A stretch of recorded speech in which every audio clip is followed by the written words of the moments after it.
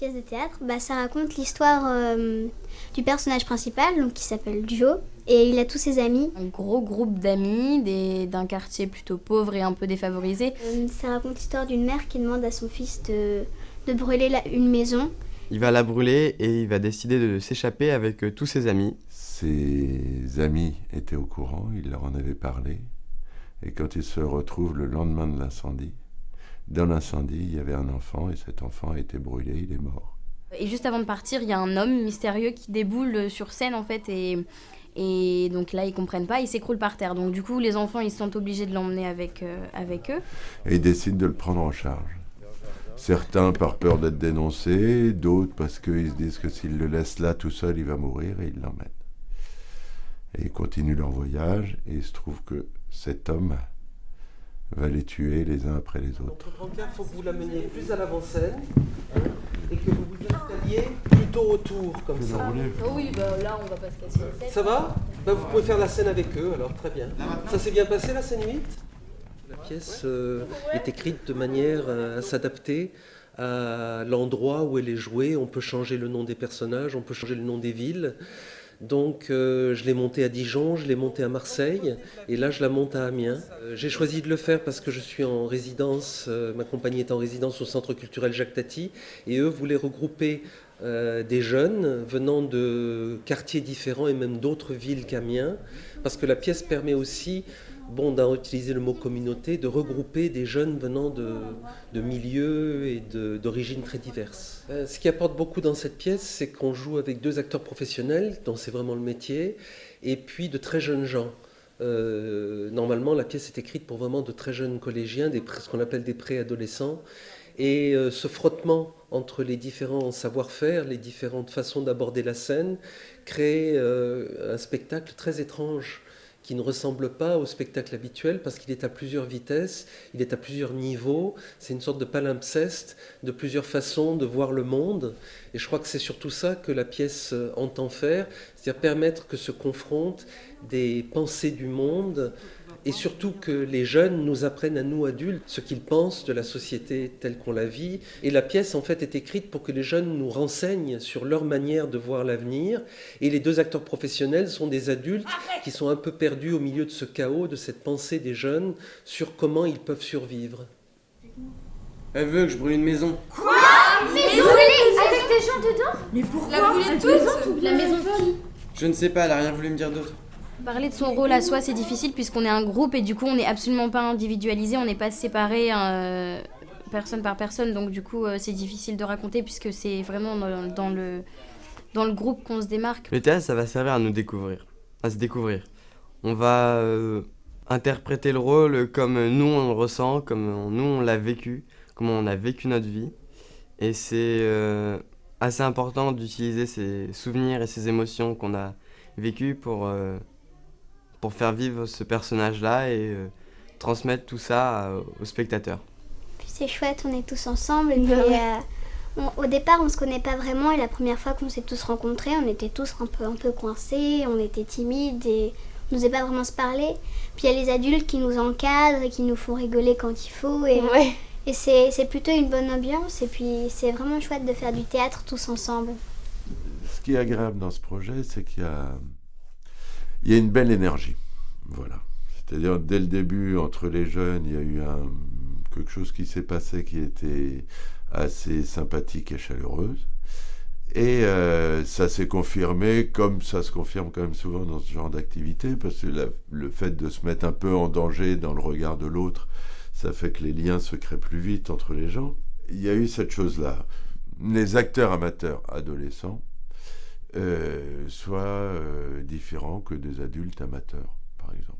C'est-à-dire que adultes amateurs ou enfants amateurs, il y a le même travail, il y a la même appréhension, il y a 30 à 50% du groupe a peut-être une expérience théâtrale, d'autres n'en ont aucune.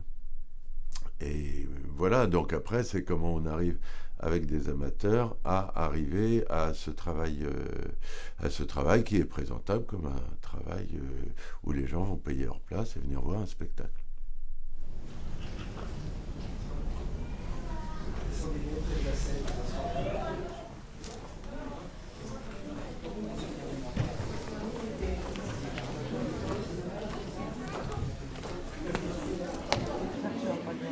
Bonsoir à toutes et à tous, merci d'être là si nombreux. Vous allez voir une pièce ce soir qui est unique en son genre, puisqu'elle a été montée en 2 semaines, et avec un groupe de 17 jeunes gens qui viennent de plusieurs quartiers, même villes limitrophes d'Amiens.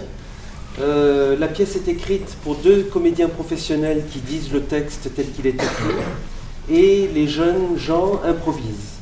Donc le spectacle est à plusieurs vitesses, et chaque soir extrêmement différent, même s'il raconte toujours la même histoire. Donc bon spectacle. Tu as suspendu ta serviette à la tringle.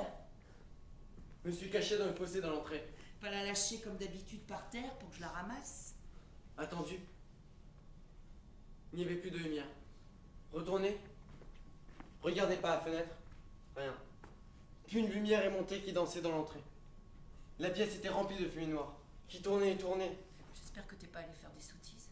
Casser la fenêtre, l'air est rentré d'un coup. Ouf. T'as encore regardé des vidéos? Je dois te le dire comment. J'ai brûlé la maison. J'aimerais te comprendre parfois. Mon propre fils est une énigme pour moi. Retourner dans le fossé me cacher. Garder de l'essence dans le bidon. Ça a fusé d'un coup. Ouf. J'ai couru. Trébuché sur un rat. L'essence a giclé. Sur mes mains, le jean. Mon Dieu. Les pompiers que j'ai entendus, c'était... C'est ok. Tu as brûlé une... Tu fais semblant. Pour me faire peur. C'est ok. Méchant garçon. Porte-moi au feu. C'est grave quand même. C'est un gosse, il a brûlé une maison. Hein. On ne pouvait pas savoir qu'il y en avait un dans la maison. Enfin, il savait peut-être pas, mais il est mort quand même, non? Enfin, il faut qu'on y change quoi. Et qu'est-ce qu'on peut y faire? Comme tu le dis, c'est déjà arrivé. De toute façon, on ne peut pas rester ici. Mais c'est On pas en risque de se partant faire qu'on va fuir arrêter. nos problèmes. Mais...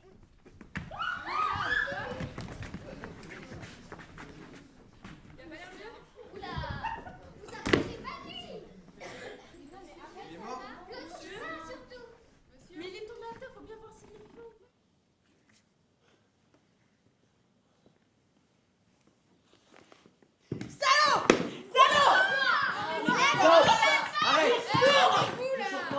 Bah alors tu faisais quoi? Putain, on dirait des gosses là. Qu'est-ce qui se passe là? On était en train de dormir! Il chouait dans le sac. Je choure pas, je regardais ce qui nous restait. Il chouait quoi? Je vais faire ça demain, non? On a l'homme à transporter et les provisions, ça nous prend beaucoup de temps. Bien Je sûr. suis d'accord, mais t'aurais pu faire ça demain matin. Bah oui.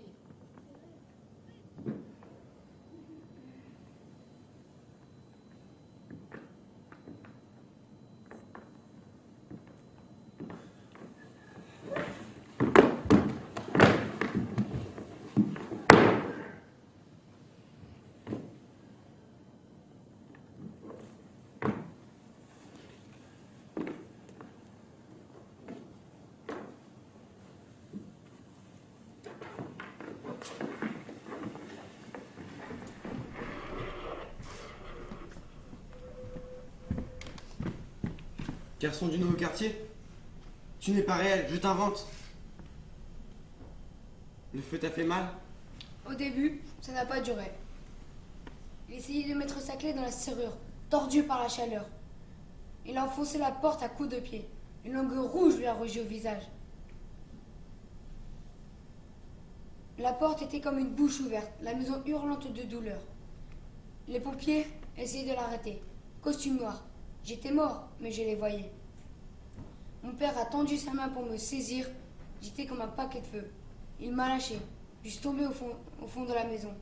Le sol brûlait. C'était comme une fosse brûlante.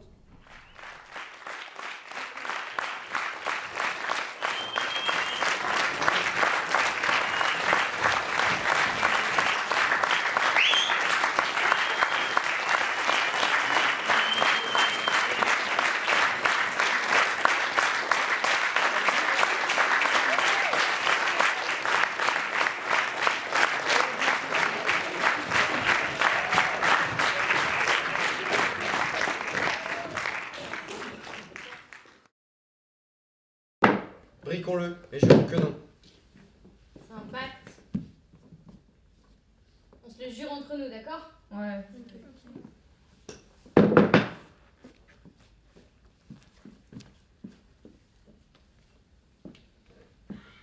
Quoi? Tu jures de... Fermer ta gueule. Fermer ta gueule. Ouais, tu jures de fermer ta gueule. Je jure de fermer ma gueule. Je jure de fermer. Je jure de fermer ma gueule. Je jure de fermer ma gueule. Je jure de fermer ma gueule. Je jure de fermer ma gueule. Je jure de fermer ma gueule.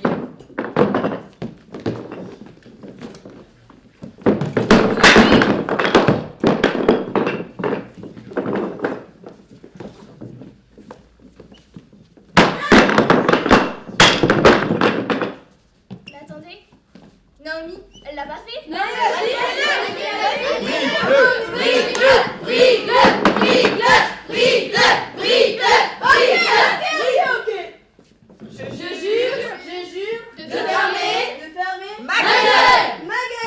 Et bah voilà, tu peux, hein.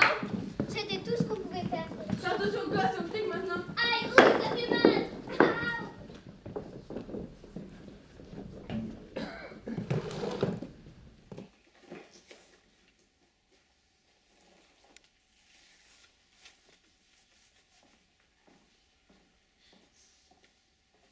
Voilà, merci, c'est la scène.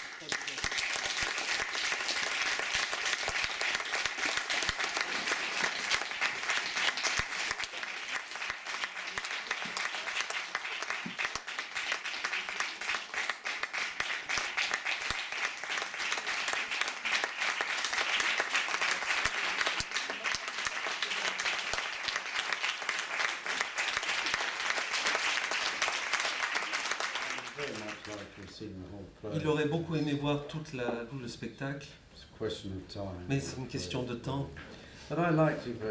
Il a beaucoup aimé. Et il pense que vous l'avez fait très bien. Et c'était très impressionnant.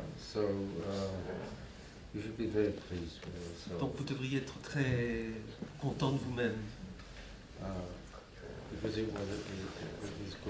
Parce que c'était bien.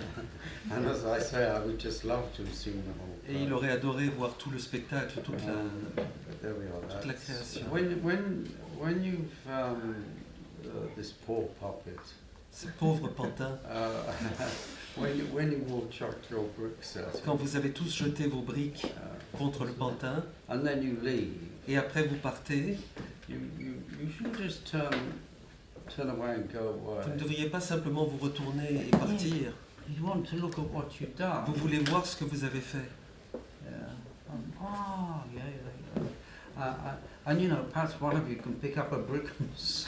Peut-être qu'une dernière personne peut prendre une brique et la jeter.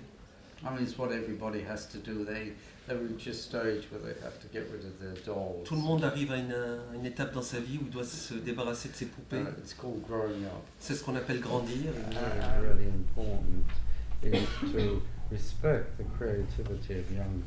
Une des choses les plus importantes pour Edouard Monde, c'est de respecter la créativité des jeunes gens. C'est très important.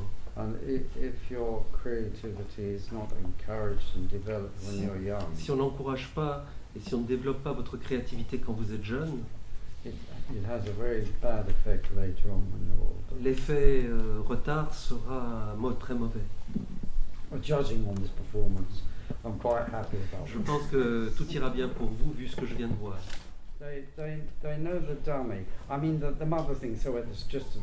La mère pense que ce n'est qu'une poupée qu'il faut jeter, dont il faut se débarrasser. Young children and the children in the play are probably a bit younger than most of you. Mais les jeunes dans la pièce sont peut-être plus jeunes que vous. It's something very precious. C'est quelque chose qui a beaucoup de prix. And something valuable. Et qui a beaucoup de valeur. Taking a vow on the Donc en faisant ce pacte, en jurant. In a way, it's showing respect for each other. In a way. Il se manifeste du respect les uns envers les autres. Cool. Ok. Merci beaucoup. Thank you very much. Merci.